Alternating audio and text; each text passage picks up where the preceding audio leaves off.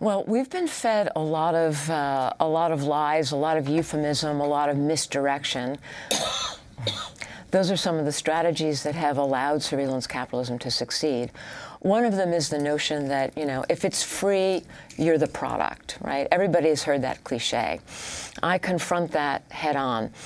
Once you understand that we are in the regime of an economic logic, not of technology itself, it's like going backwards.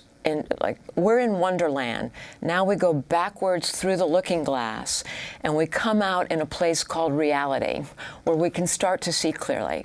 And when we start to see clearly, what we see is, first of all, these services are not free. We think the services are free, but they think that we're free.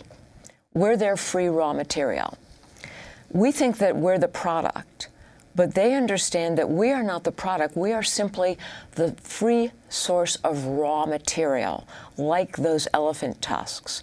Everything about us, like what our problems are, what our real needs are, what our real concerns are, everything about us is ignored.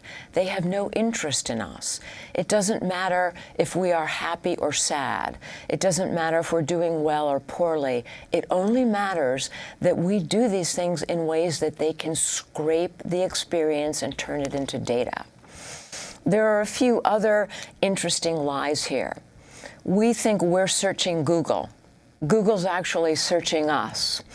We think that these companies have privacy policies. Those policies are actually surveillance policies. We're told that if we have nothing to hide, then we have nothing to fear. The fact is, what they don't tell us, and what we are forgetting, that if you have nothing to hide, then you are nothing. Because everything about us that makes us our unique identities, that gives us our individual spirit, our personality, our sense of freedom of will, freedom of action, our sense of our right to our own futures, that's what comes from within. Those are our inner resources. That's our private realm.